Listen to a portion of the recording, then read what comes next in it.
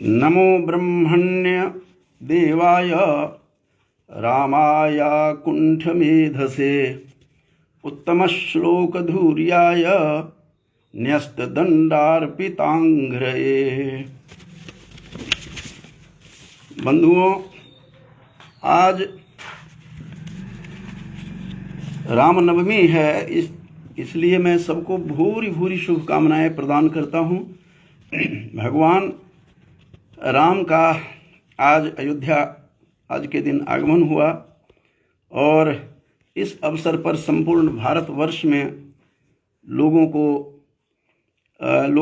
खुशियां मना रहे हैं।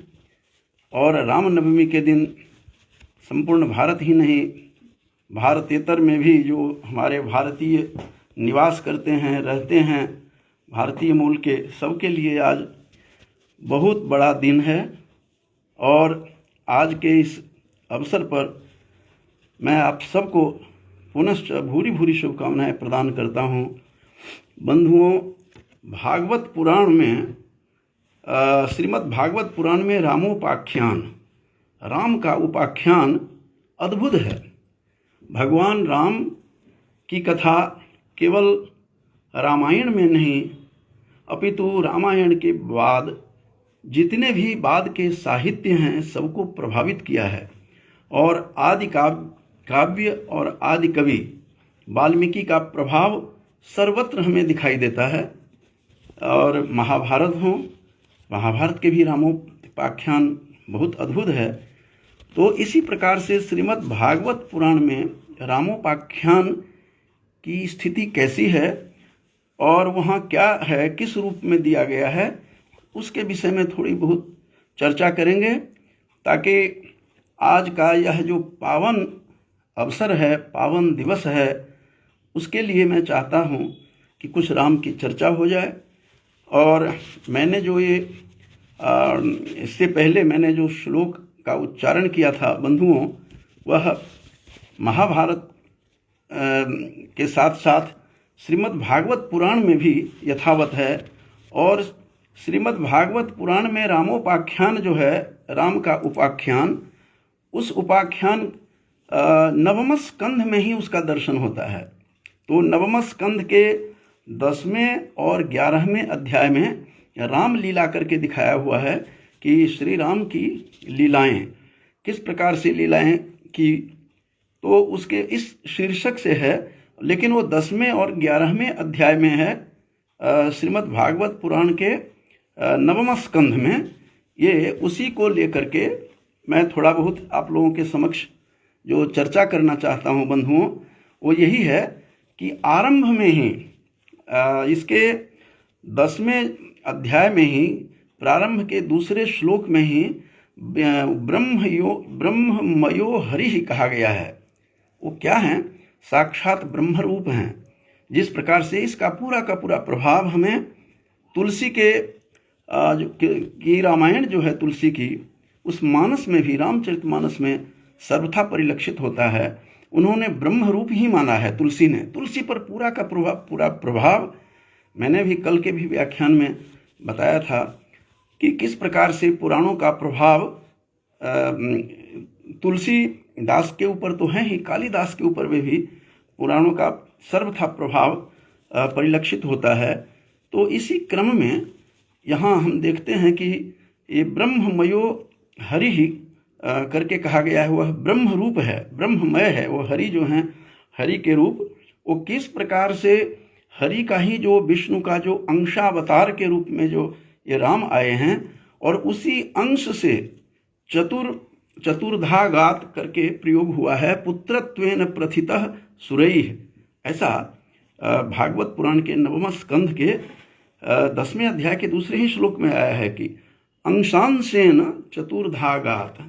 उसी के हरि का अंश था, और हरि का जो वह अंश था, वो भगवान हरि का, श्री हरि विष्णु का, वो पुत्र के रूप में आए हैं। और चतुर्धा माने चारों भाग में उसी के बट गए हैं। उसी में भगवान स्वयं राम हैं, और भरतलाल हैं, लक्ष्मण हैं, और शत्रुघ्न हैं। ये चारों जो इसके भाई हैं, उसी हरि के ही अंश के ही अवतरित थे। वाल्मीकि भी इसका स्वीकार कर रहे हैं और बहुत बढ़िया ढंग से वाल्मीकि ने स्वीकार किया है और सभी देवताओं को कहा है कि आप श्रीहरि का साथ देने के लिए सभी अवतरित हों, सब पृथ्वी पर जाएं और पृथ्वी पर आते हैं। और जिसमें से सूर्य जो थे वो स्वयं वहाँ पर सुग्रीव बन के आए हैं और इंद्र जो थे स्वयं देवराज इंद्र वो साक्षात बाली के रूप में आते हैं, सुग्रीव के अग्रज के रूप में दिखाई देते हैं। और स्वयं जो शिव शंकर थे और शंकर कहा जाता है कि शंकर स्वयं केसरी नंदन, शंकर सुवन केसरी नंदन, वही केसरी नंदन थे। और इस तरह से और हरि चारों भाई जो थे उसी अंशावतार थे, उसी के अंशस स्वरूप थे। और पुत्रत्वेन प्रथितः सुरैः, और सुरों के द्वारा देवताओं के द्वारा ये प्रथित हुआ, प्रसिद्ध किया गया, प्रसिद्धि पाई चारों भाइयों का। बहुत ही आकर्षक, बहुत ही रोचक प्रसंग है भागवत पुराण के नवम स्कंध के में केवल 2 अध्यायों में ही विभाजित है। और इसका प्रसंग खास करके राम आख्यान, तो राम का जो उपाख्यान है, उपाख्यान बंधुओं ये ऋग्वेद से प्रारंभ होता है। ऋग्वेद काल में बहुत सारे उपाख्यान उसमें हैं और सारे उपाख्यानों का एक अनुपम रंग दिखता है, बिखेरा हुआ है, जिसका प्रभाव कालांतर फिर लौकिक साहित्य पर भी पड़ा। वैदिक साहित्य से आरंभ होकर के सारे लौकिक साहित्य को भी प्रभावित करता हुआ दिखाई देता है। तो उसी में राम के बारे में कहा है इसके प्रारंभ में ही कि 10वें, मैंने जैसा बताया था कि नवम स्कंद के 10वें 11वें अध्याय में है, तो 10वें अध्याय में ही आता है कि भगवान राम कितने कोमल थे, इतने कोमल थे कि वो जब चलते थे कंकर से, पत्थरों से निकलते थे, कंटीली भूमि से जाते थे और एक राजकुमार वहाँ से जा रहे हैं और इतने वो थक करके चूर हो जाते थे कि इस भागवत में आया है कि वो इतने थक जाते थे कि सीता जी जब उनको स्पर्श करती थी, कहते वो भी पीड़ादायक उनके लिए अनुभव होता था कि इतने वो राजकुमार सुकुमार राजकुमार थे और किस प्रकार से पले हुए थे। यद्यपि उनके बारे में उत्तर रामचरित नाटककार भवभूति ने तो कहा है कि वज्रादपि कठोरानी मृदूनि कुसुमादपि, वो मृदूनि कुसुम से भी कोमल थे और वज्र से भी कठोर थे, वो तो हृदय से थे, लेकिन जो उनका अंग था वह अंग इतना कोमल था कि उनकी ये स्थिति में आते थे। और सीता जब उनको स्पर्श करती थी थक करके आते थे, थक जाते थे चलते चलते, तो उनको उसमें भी पीड़ा होती थी कि इस प्रकार से कोमल थे। जब राम लक्ष्मण और सीता जब जानकी जब तीनों चलते हैं तो भील, यहाँ हालांकि वो प्रसंग नहीं आया है, लेकिन भील ने, वहाँ के जो भील की नारियां थी, नर थे, वो अचंभित थे। ये कहते हैं किसके राजकुमार जा रहे हैं, कौन सा ऐसा राजकुमार है, लोक साहित्यों में पड़ा हुआ है, लोक साहित्य को भी प्रभावित किया है राम ने। और कहते हैं किसका राजकुमार है, किसका राजपाट उजड़ गया है, जो ये राजकुमार और राजकुमारी ये सब जा रहे हैं, तो हे राजकुमार तुम यहीं ठहर जाओ। सभी भीलियाँ सब, भील की स्त्रियाँ सब और वहाँ भील की युवतियाँ जो थी सभी उनको, सीता को भी कहते हैं कि आप यहीं ठहर जाओ, कहाँ जा रहे हो। तो इस प्रकार से समस्त लोक साहित्य को भी प्रभावित किया है राम की कथा ने। और राम की कथा श्रीमद् भागवत पुराण में भी ऐसा ही आया है कि ऐसे कोमल थे, जब वो थक करके आते थे, जैसा बताया था कि स्पर्श मात्र से भी वो पीड़ित अनुभव करते थे, तब फिर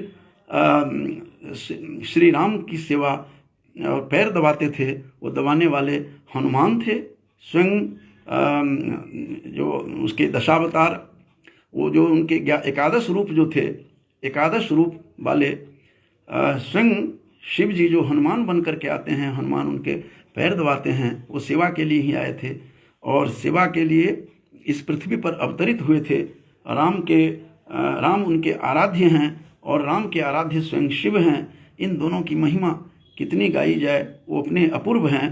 तो स्वयं शंकरावतार जो हनुमान थे वो और लक्ष्मण मिलकर के उनके पैर दबाते हैं। इस प्रसंग को भागवत पुराण में कहा गया है, इस तरह की बातें कही गई है। और फिर उनको और हनुमान और दोनों मिलकर के पूरी सेवा करते हैं ये।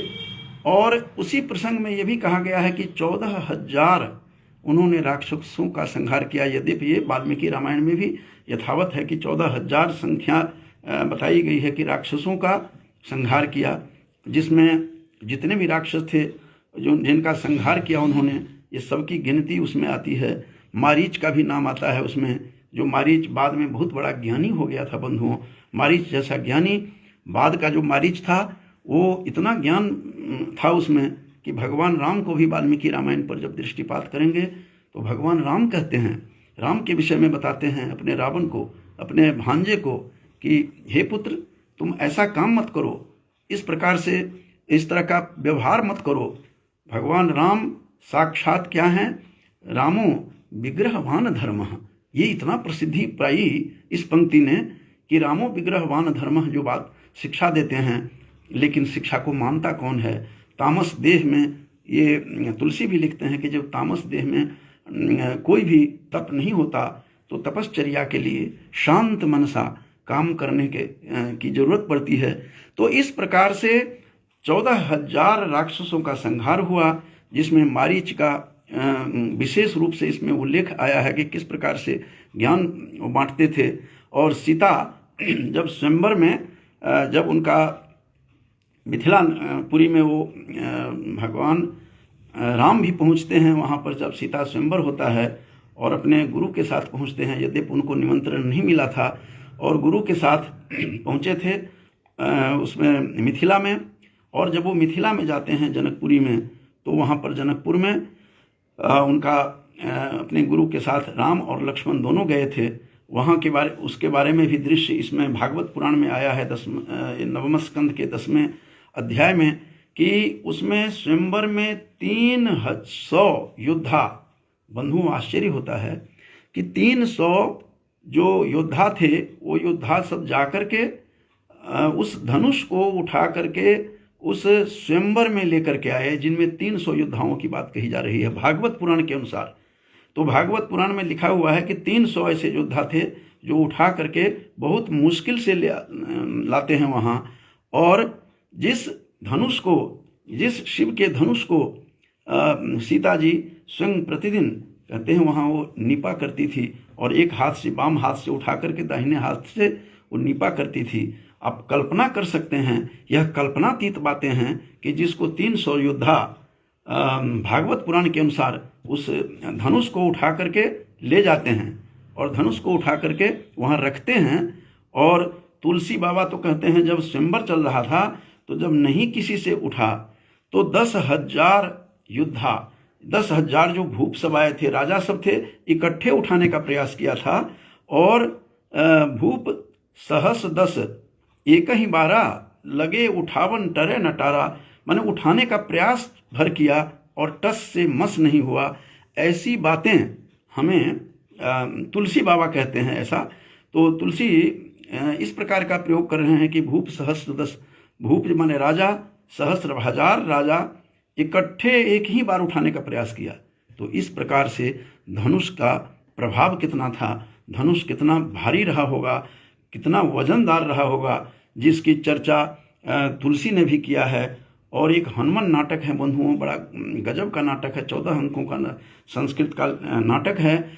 और वो दामोदर मिश्र के बारे में बताते हैं कि दामोदर मिश्र की रचना है 14वीं शताब्दी की। और बहुत ही कुछ लोग कहते हैं कि हनुमान ने स्वयं लिखा था हनुमान नाटक, 14 अंकों का संस्कृत में, इतना विशाल मैंने नहीं नाटक देखा कहीं। वहाँ पर वो मन ही मन सीता सोच रही है कि इस धनुष को जो 10 सहस्र भूप नहीं उठा पा रहे हैं, टस से मस नहीं हुआ, जिसको 300 भागवत पुराण के अनुसार योद्धा उठा करके ले जाते हैं उस स्वयंवर में। आश्चर्य की बात तो यह है कि उसको प्रतिदिन सीता उठाती थी और आज वही सीता घबरा गई है कि ये जो बालक है, ये बालक, यह कोमलांग व्यक्ति जो है, यह भगवान राम, कहाँ राम का शरीर और कहाँ कितना विशाल। तो उसका वर्णन 14 उसके पहले ही अंक में जो मैंने बताया कि वो जो हनुमान नाटक है उसमें बहुत बढ़िया वर्णन किया है। और द्रुत विलंबित छंद में कहा है कि कहाँ यह कछुए के पीठ के समान यह कठोर धनुष है, कहाँ यह कमल के मूर्ति भगवान राम हैं। हे पिताजी, यह प्रण कैसा लिया आपने। ये बात का, इस बात का वर्णन बहुत बढ़िया ढंग से हनुमान नाटक में आया है। और कहा गया है वहाँ पर कि जो इस प्रकार से कि कमठ पृष्ठ कठोरमिदं धनुः। यह कमठ के, कमठ माने कछुए के पीठ के समान यह कठोर धनुष है। कमल मूर्ति रसौ रघुनंदन। कमल के मूर्ति, यह असौ माने वह रघुनंदन है। तो कथमधीज्य मनेन विधीयताम्, इसको कैसे में खींच करके वो खींचेंगे। अहह तात प्रणस्तव दारुणः। ये प्रणस्त, हे तात, हे पिता, अपने पिता को संबोधन करते हुए मन ही मन सीता सोच रही है स्वयंवर में कि ये बालक राम कोमलांग है यह, और ये किस प्रकार उठाएंगे। ये देख करके, यह सोच करके घबरा रही है, मन ही मन सोच रही है कि किस प्रकार से ये तोड़ेंगे। हालांकि वहां थोड़ा सा पाठ भेद करके दिखा हुआ है कि पणस्तात, पण शब्द का प्रयोग आया है प्रतिज्ञा के लिए। पण का मतलब पैसे भी होते हैं संस्कृत में, और प्रतिज्ञा भी है। तो इतना कठोर यह धनुष था, शिव का धनुष, जो इनके पास रखा हुआ था, और परशुराम ने उसकी रक्षा का बीड़ा उठाया हुआ था, इसलिए तमतमा उठते हैं, गुस्से में आ जाते हैं कि किसने तोड़ा इसको। इस प्रकार से सीता स्वयंवर की कहानी बहुत ही मार्मिक है वहाँ पर प्रसंग। और राम ने उसको सहज रूप से उठाया। लोग हंस रहे थे, सारे योद्धा हंसने लगे, ये महाभारत के आधार पर कि ये मुस्कुरा रहे थे कि हम लोगों से तो उठा नहीं, ये लड़का क्या कर लेगा, ये बालक, यह कोमल बालक है, यह राजकुमार क्या करेगा। लेकिन भागवत के अनुसार भगवान राम ने उस धनुष को उठाया और ऐसे तोड़ा। उदाहरण बहुत बढ़िया दिया हुआ है उन्होंने उपमा अलंकार से, कि उस तरह से उठाया जैसे कोई बाल गज हाथी, कोई हाथी का बच्चा जा करके गन्ने को 2 टुकड़े करते हैं, उस प्रकार से इसने टुकड़ों में बांट दिया। इस सहज रूप से उन्होंने इस वर्णन किया है कि जैसे बाल गज होते हैं, बाल गज के समान जैसे गन्ने को तोड़ देता है, उस प्रकार से इसने, भगवान राम ने उस धनुष को तोड़ा। और तोड़ते ही कोलाहल मचाया, शोर मचा, हंगामा करते हुए परशुराम अपनी प्रकृति के रूप से आते हैं। और परशुराम कहते हैं कि ये क्या किया, ये कैसे हुआ। और रेणुका का पुत्र परशुराम, जो अभी जयंती मनाने आने वाली है उनकी, ऐसे 21 बार कहते हैं उन्होंने क्षत्रियों पर प्रहार किया था। उनकी माँ रेणुका जी का, ये थोड़ा रेणुका जी का प्रसंग नहीं आया, उन्होंने इतना प्रसंग किया है कि 21 बार उन्होंने प्रहार किया। इसके पीछे कहानी संक्षेप में ही बता रहा हूँ कि ये उसके परशुराम की माँ वहाँ पर छाती पीट करके 21 बार उसने छाती पीटा। उनके पिता के पास एक गाय थी कामधेनु, जो उनके जो सहस्रार्जुन थे, उनके मौसा थे परशुराम के, और रेणुका माता के बहन के पति थे सहस्रार्जुन।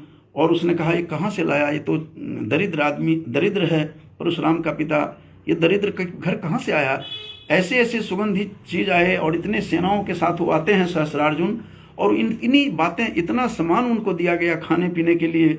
और अंत में पान जब आया तो सुगंधित पान वो देख करके घबराए। हालांकि ये प्रसंग नहीं है, लेकिन 21 बार प्रहार किया वो प्रसंग है, इसलिए मैं थोड़ा सा बता रहा हूँ कि ये प्रसंग क्या था। तब जाकर के उनकी माँ, उनके पिता को जबरदस्ती छीन करके वो गौ ले गए उस कामधेनु को, और 21 बार छाती पीट कर प्रहार किया रेणुका माता रेणुका ने।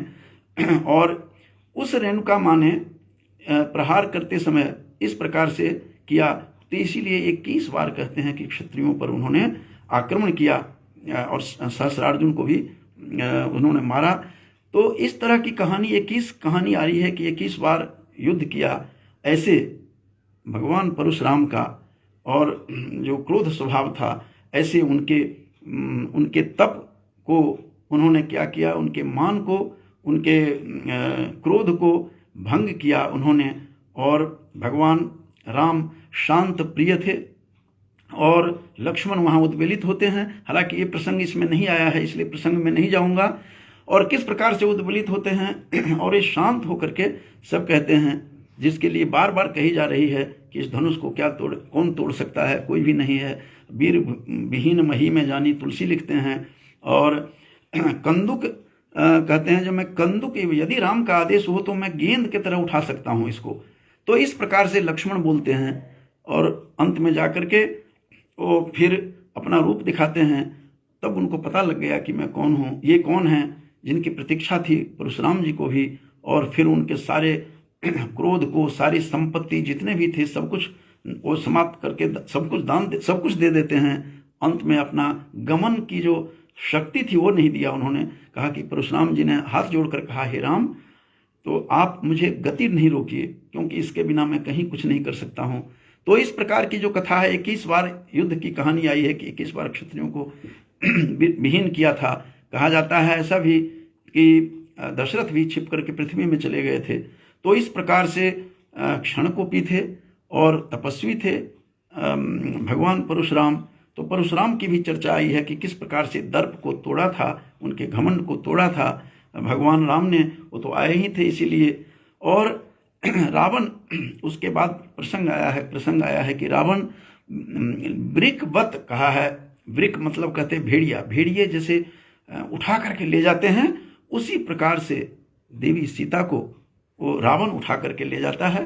वृकवत कहा है, वृक कहते हैं भेड़िए को उठा करके ले जाता है। और वहाँ जटायु का भी प्रसंग आता है। जटायु ने बहुत प्रयास किया, अपनी चोंच मार करके उसको क्षत विक्षत करता है, धराशायी होकर पृथ्वी पर गिराते हैं उसको, रथ के साथ गिरता है रावण, और कहता है कि मैं वृद्ध हो गया हूँ लेकिन मैं तेरे से युद्ध करूंगा। मेरी बेटी को लेकर के जा रहे हो, यह मेरी पुत्रवधू है और पुत्रवधू के समान वह मान रहे हैं, तुम पुत्रवधू को मेरे जीवित रहते हुए नहीं ले जा सकते हो।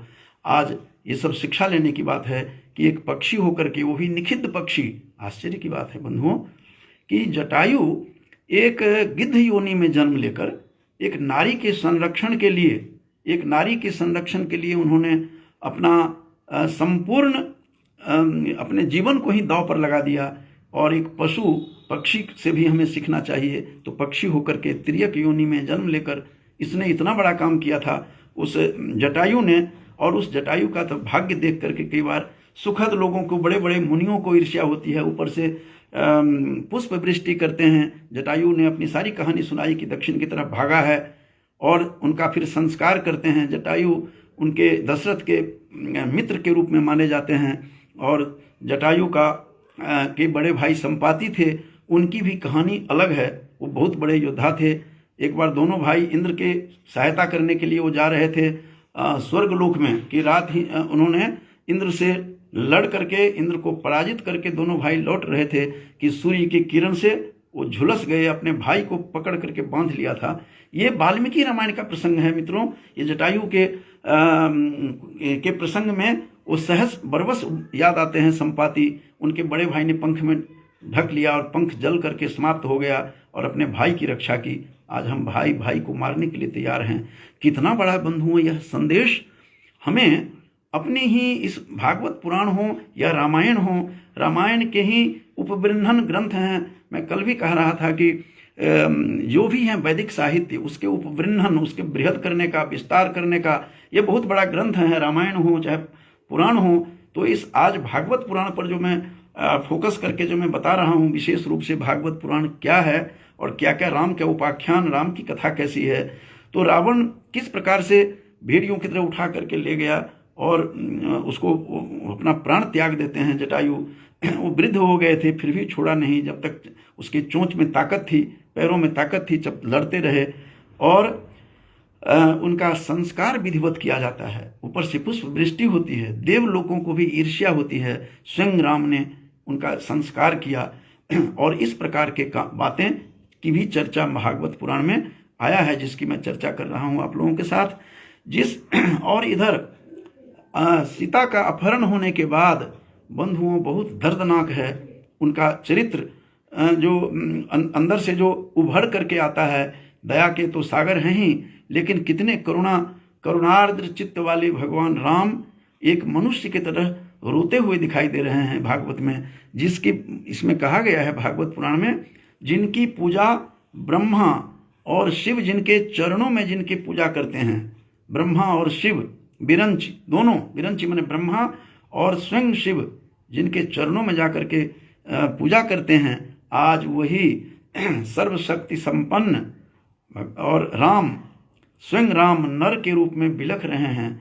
और तुलसी भी लिखते हैं कि कैसे बिलख रहे थे कि हे खग, हे पक्षियों, हे खग, हे मृग, हे पशुओं, मधुकर श्रेणी, मधुकर कहते हैं भंवरे को, भंवरे के समूह, देखें तुम सीता मृगनयनी, मेरे उस सीता मृगनयनी जो है, सीता मेरी जो पत्नी है उसको तुमने देखी है, मेरी सखा को।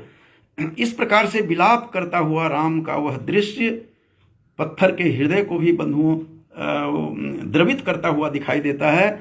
और फिर वो लोग वहाँ आते हैं समुद्र के पास, और समुद्र के पास आकर के उन्होंने बहुत प्रार्थना किया। प्रार्थना करने के बाद जब माना नहीं तो भगवान का अपना क्रोध, अपना जो उसमें रूप में आते हैं, तो सारे पशु पक्षी जितने भी उसमें जीव थे उस समुद्र में उकलाए, और स्वयं समुद्र फिर इतना ढीठ हो गया था। फिर बाद में समुद्र भागा हुआ मनुष्य रूप में धारण करके राम के चरणों में पड़ा। कहते हैं हे राम, तुलसी भी ऐसा लिख रहे हैं, ये प्रसंग यहाँ भी आया है और भागवत पुराण में भी आया है कि तुलसी भी लिख रहे हैं कि बहुत परेशान होकर के वो आते हैं। कहता है कि हम अज्ञानी हैं, हमें दुनिया का पता नहीं है, आप हे श्री हरि के रूप में, हे राम आप तो हमारी रचना आपने की है, हमारा आपने सब कुछ किया है, मेरा और किसी ने नहीं कुछ किया, आप ही ने किया है, हम तो जड़ हैं। और चेतनता तभी आती है जब आपकी कृपा किसी के ऊपर होती है, तो हम तो जड़ हैं। तो इस जड़ बुद्धि वाले हमारे जैसे प्राणी कैसे समझे आपकी महिमा को।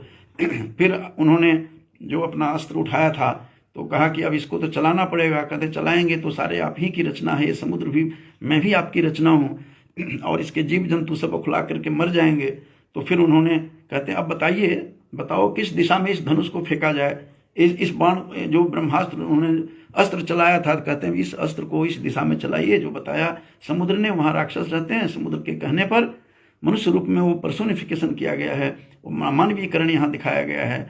फिर उनके रास्ते पर जैसा जो उन्होंने कहा उसी तरह से उन्होंने उस दिशा में बाण को फेंका, उस अस्त्र को फेंका और संहार किया।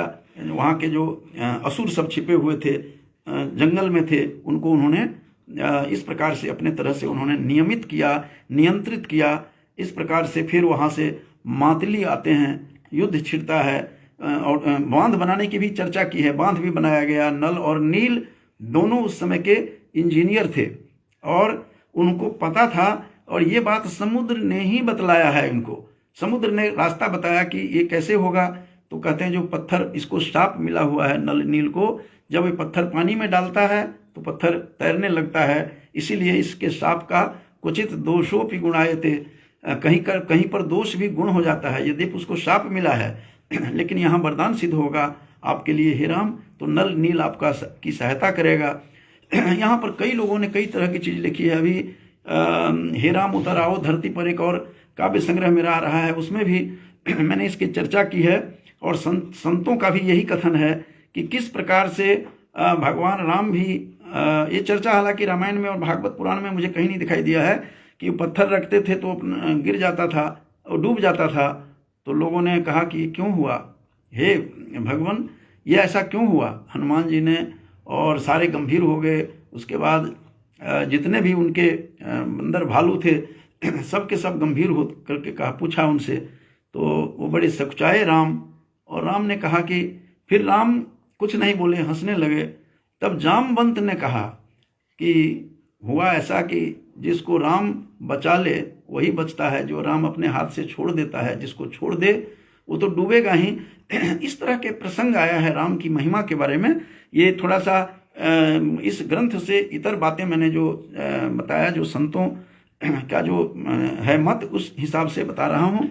फिर उसके बाद युद्ध होता है। इससे पहले लंका की कहानी भी आई है कि लंका में गए, हनुमान ने लंका दहन किया और वहाँ पर किस किस को उद्धार किया, लंकनी को भी उद्धार करते हैं वो, जो इसीलिए ब्रह्मा ने उसको श्राप दिया था और कहा था कि तुम ऐसे ऐसे हनुमान आएंगे और इस तरह का होगा, वही उसी के मारने से तेरा उद्धार होगा।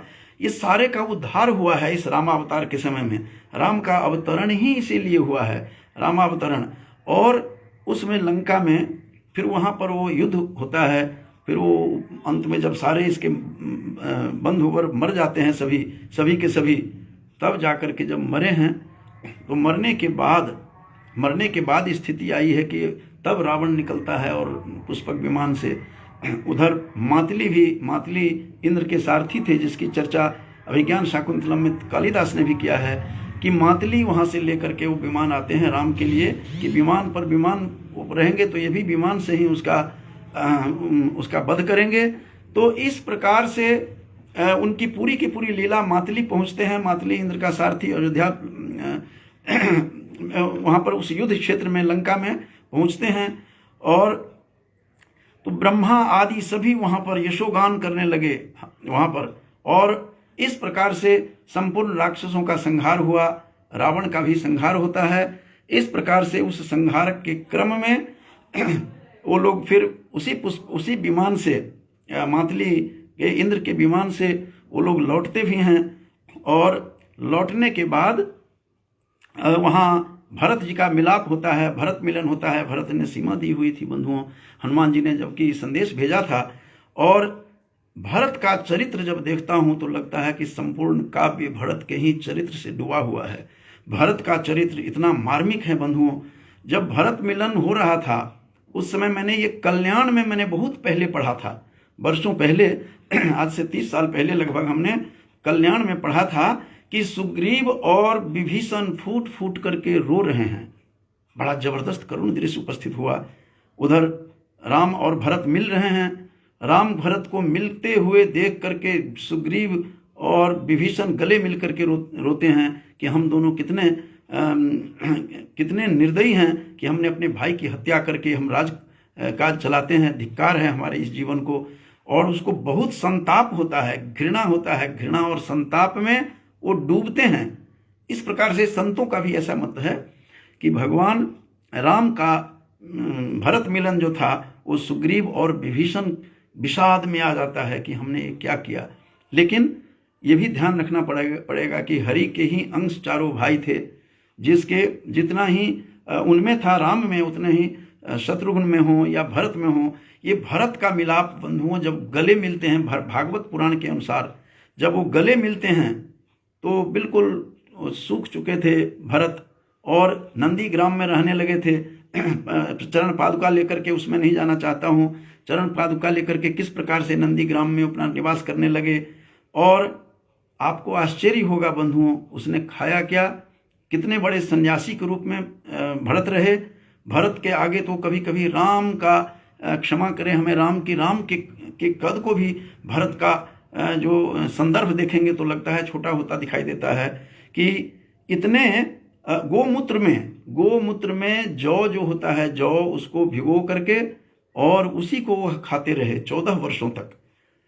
इस प्रकार के सन्यासी थे, और गले मिल करके रोते हैं, और इतने राम फूट फूट करके रोते हैं कि मेरा भाई, क्या तुमने ये क्या हाल बना रखा है मेरे भाई, मेरे अनुज। और इतने रोते हैं कि भागवत पुराण के अनुसार कि भरत का स्नान हो गया, भरत का अभिषेक हो गया रामाश्रु में, राम के अश्रु में उनका पूरा का पूरा स्नान होता है। इस प्रकार का प्रसंग इस भागवत पुराण का कि 9वें स्कंध में जो मैं बता रहा हूँ, ये बहुत ही विलक्षण है कि किस प्रकार गोमूत्र में जौ को भिगो करके खाया, नंदी ग्राम में निवास किया। मांडवी की के तरफ बहुत कम लोग चर्चा मांडवी की है। जो उनकी पत्नी थी वो किस प्रकार से अपने महल में रहती थी, और ये नंदी ग्राम में सन्यासी के रूप में रहते थे।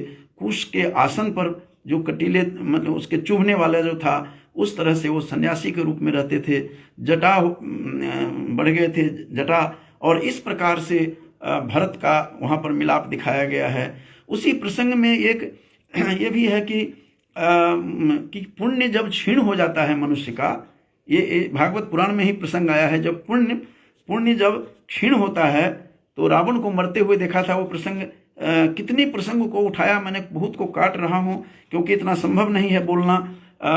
ये 2 अध्यायों में विभक्त है, और इस प्रकार से भागवत पुराण में दिखा हुआ है कि जब मनुष्य का पुण्य जब क्षीण होता है, समाप्त हो जाता है, तो पृथ्वी पर गिरना पड़ता है। और किस प्रसंग में बता रहे हैं व्यास जी? व्यास कहते हैं कि ये जैसे सुकृति इव का प्रयोग किया है उन्होंने।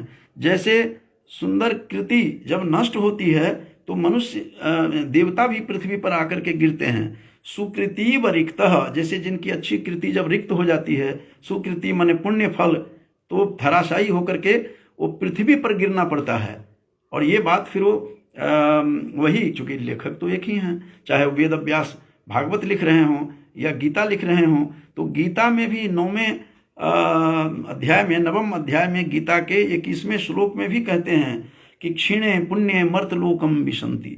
जब पुण्य बंधुओं क्षीण हो जाता है तो मृत्यु लोक में आते हैं। एक और बात भी बंधुओं, राम का जब संहार होता है तो लक्ष्मण को शिक्षा देते हुए लक्ष्मण को कहते हैं कि हे लक्ष्मण, जो व्यक्ति चरित्रहीन हो जाता है, बहुत जबरदस्त प्रसंग है यहाँ भागवत का, कि जो लोग चरित्रहीन हो जाते हैं, चरित्र से गिर जाते हैं, राम की शिक्षा देखिए आज के संदर्भ में आज, और ऐसे लोगों के की यही गति होती है। ये प्रथित है, ये संसार में प्रसिद्ध है, बता रहे हैं कि स्त्री संगिनाम आया है कि गतिमिव, जैसे स्त्री के संगी में रह करके पढ़ करके स्त्री संगिनाम गतिमिति प्रथमम चकारा। ये 9वें स्कंद के 10वें अध्याय का ये 11वां श्लोक है जो गजब का वो बता रहा है कि राम कह रहे हैं कि लक्ष्मण से कि ये जो मर रहा है, रावण जो मरा है, ये रावण ऐसे नहीं मरा है।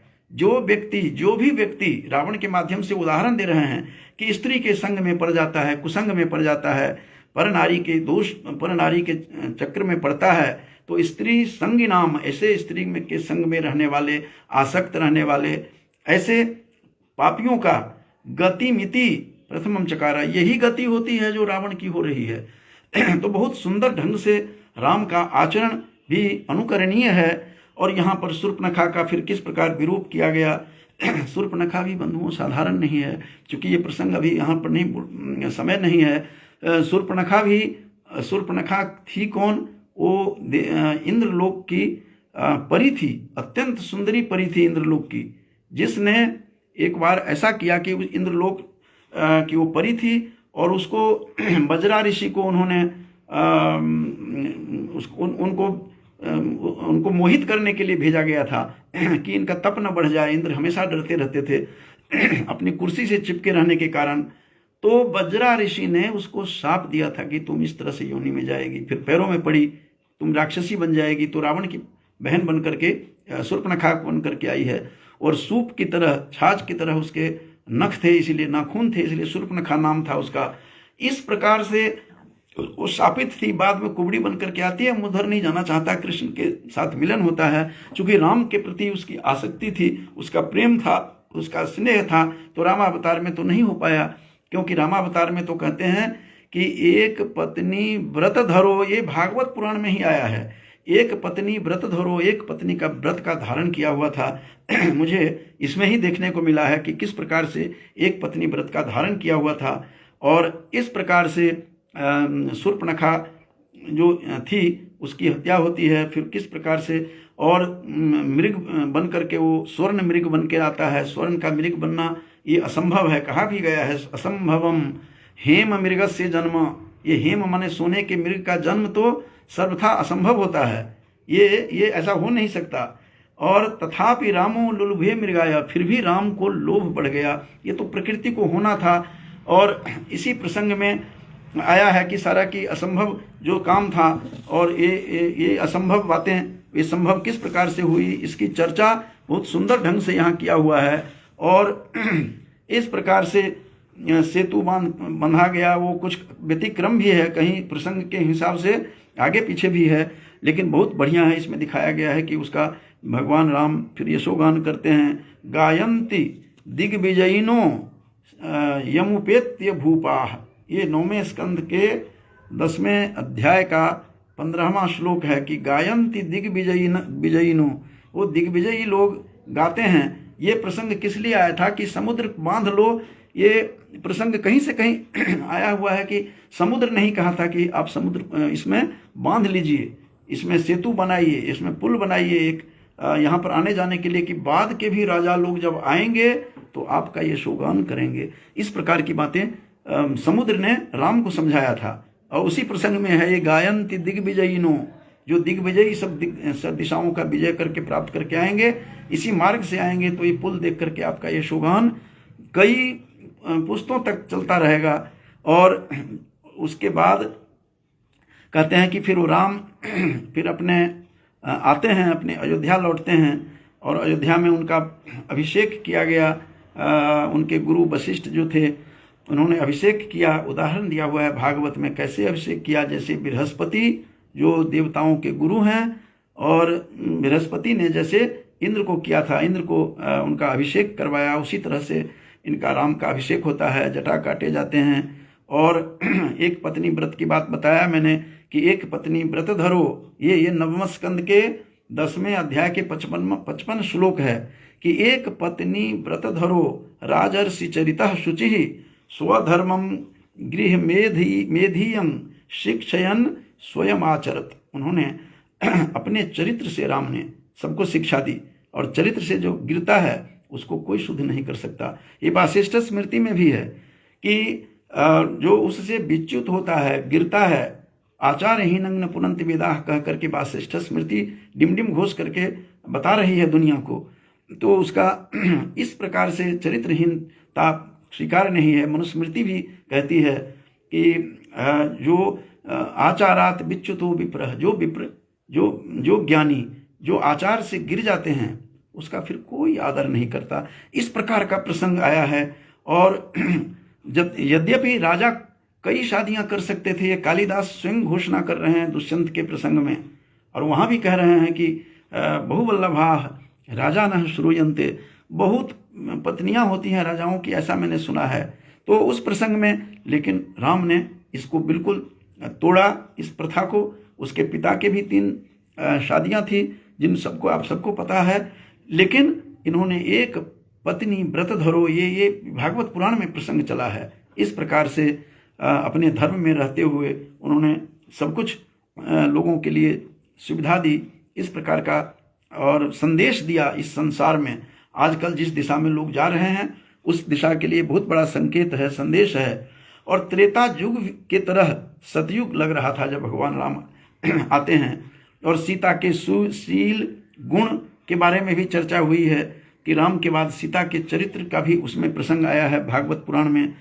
और बंधुओं, संतों का कथन है कि राम यद्यपि कृपा के समुद्र हैं, कृपा के सागर हैं, लेकिन प्रेम के बांटने में अपने उनको जो आराधना करते हैं सीता के, तो वहाँ पर कृपा के वृष्टि करने में, कृपा की वर्षा करने में, कृपा बांटने में कहीं अपने राम भी छोटे हो जाते हैं, छोटे पड़ जाते हैं। जनक लली के सामने, जनक सुता के सामने और विदेह पुत्री के सामने राम की स्थिति थोड़ी सी न्यून हो जाती है, छोटा पड़ जाता है कि कृपा बांटने में इतनी उदारता है कि भगवान हनुमान चालीसा में भी कहा गया है, तुलसी ने लिखा है कि सारा का सारा अष्ट सिद्धि नवनिधि के दाता एकदम से प्रसन्न होकर के सब कुछ बांट दिया था हनुमान को, अष्ट सिद्धि और नवनिधि सब कुछ बांट दिया था।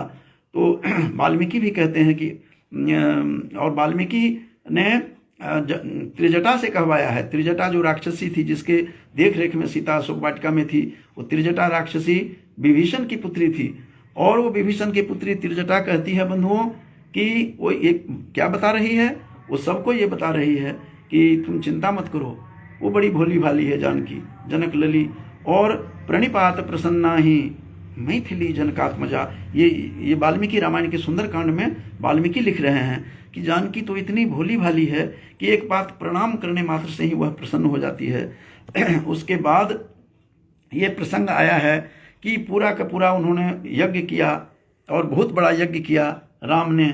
कितने बड़े उदार थे राम, उसके बारे में थोड़ा सा मैं थोड़ी चर्चा करता हूँ कि यज्ञ करने के बाद उन्होंने होता और ब्रह्मा अलग अलग होते हैं, यज्ञ करते समय अध्वर्यु अलग होते हैं, और इन सबको क्या किया उन्होंने, उद्गाता अलग होते हैं, गीत गाने वाले उसमें यज्ञ के समय में।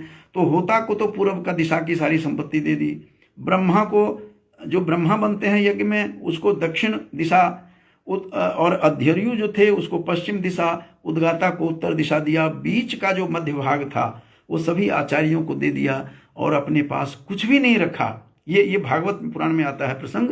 तो कुछ भी नहीं रखा, केवल वस्त्र पहने जो थे राम वही थे, और आभूषण से लदी हुई जो जानकी थी, माँ जानकी, वो वही रह गए थे और सब कुछ बांट दिया।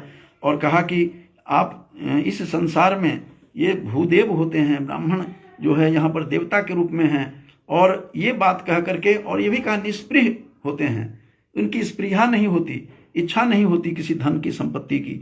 इस प्रकार से उन्होंने सब कुछ बांट दिया। लेकिन सभी आचार्यों ने, सभी ब्राह्मणों ने भगवान को कहा कि आपका स्नेह ही काफ़ी है, आपकी कृपा ही काफ़ी है। तो आपकी कृपा जब इतनी है तो हमें संपत्ति की क्या जरूरत है। सारी संपत्ति उन्होंने दे दी और फिर लौटा दिया उस ब्राह्मणों ने। ऐसा प्रसंग भी इसमें आता है बाद में। और इसके 11वें अध्याय में थोड़ी बंधुओं पीड़ा होती है, क्योंकि जानकी के जन्मस्थली पर जन्म होने के कारण स्वाभाविक भी है, सबके लिए स्वाभाविक है कि वहाँ फिर सीता का लोकापवाद का भी भय है। इसकी भी चर्चा हुई है। स्वयं राम रात में भ्रमण करते हुए देख रहे थे राम कि मेरे बारे में लोग क्या कहते हैं। जाते हैं, देखते हैं तो किसी व्यक्ति को कहते हुए सुनते हैं कि परगृह से जो आई थी, नवम स्कंद के 11 अध्याय का, ये 11वें अध्याय का 9वां श्लोक है कि परगृह से आई है, परवेश से आई है सीता, तो इसको स्वीकार करना मेरे लिए बड़ा असंभव है। ये इस तरह से। और वहां पर कहा गया है कि रामो नाहम भजे पुनः, ये किसी से बोलते हुए सुना। कितना मतलब दुख हुआ होगा राम को। और राम क्या कहते हैं कि किसी से मैंने सुना है। क्या सुना है मैंने किसी से? कि रामो नाहम भजे पुनः, राम दूसरे के घर से आई है, मैं राम नहीं हूं कि तुझे अपनी पत्नी को डांटते हुए कह रहे थे तुम भाग जा मेरे घर से, मैं राम नहीं हूं कि तुझे स्वीकार कर लूंगा। इस प्रकार की बात सुन करके, पढ़ करके भागवत पुराण का इस प्रसंग को और उद्वेलित होता है, मन को विचलित करता है। और वहाँ फिर आते हैं, फिर सीता का त्याग करते हैं, सीता का परित्याग होता है।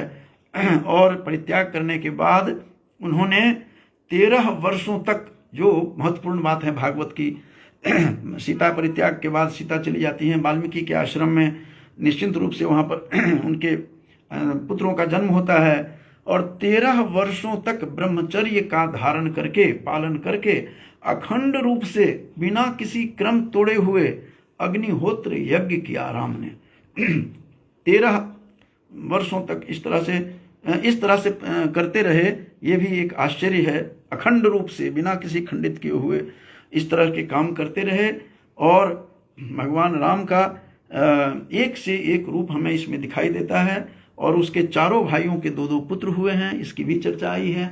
2 पुत्र राम के तो थे ही, और भरत के भी 2 पुत्र थे, लक्ष्मण के भी थे, शत्रुघ्न के भी थे। तो इस प्रकार से पूरा का पूरा ये भागवत का जो राम का उपाख्यान है, रामोपाख्यान, उसके रामोपाख्यान में इस प्रकार की बातें कही गई है। और इस प्रकार से यज्ञ करते रहे और अपने आप को फिर वे अपने लोक में चले जाते हैं, अपने धाम चले जाते हैं। तो आज मैंने भागवत पुराण में राम का उपाख्यान क्या है बंधुओं, इसके विषय में मैंने थोड़ा बोला।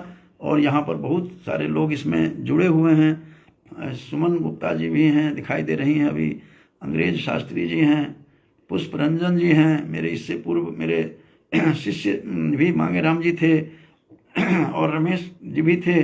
इसमें बहुत सारे लोग जुड़े थे।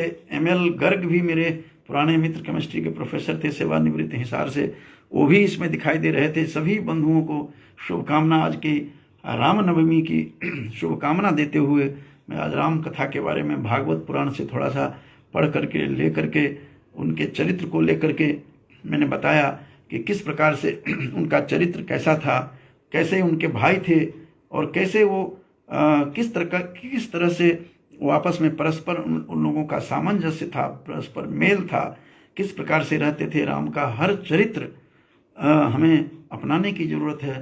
थोड़ा सा भी चरित्र उनमें से थोड़ा भी हम ले लें, उनके चित्र की पूजा नहीं करें, चरित्र की पूजा करनी चाहिए। और उनके चरित्र में से थोड़ा अंश भी हम ले लें तो हम जीवन को ज्योतिर्मय कर सकते हैं। इन्हीं शब्दों के साथ सभी बंधुओं को, जो सभी इसमें सुन रहे थे, सबको रामनवमी की शुभकामना देते हुए आज जो मैंने बताया था, नवम स्कंध में भागवत पुराण के 10वें और 11वें अध्याय के कुछ देख करके कुछ मैंने चर्चा की, कुछ राम का नाम लिया। तो अपने सभी बंधुओं को शुभकामना देते हुए अपने वाणी को विराम देता हूँ। जय राम, श्री राम।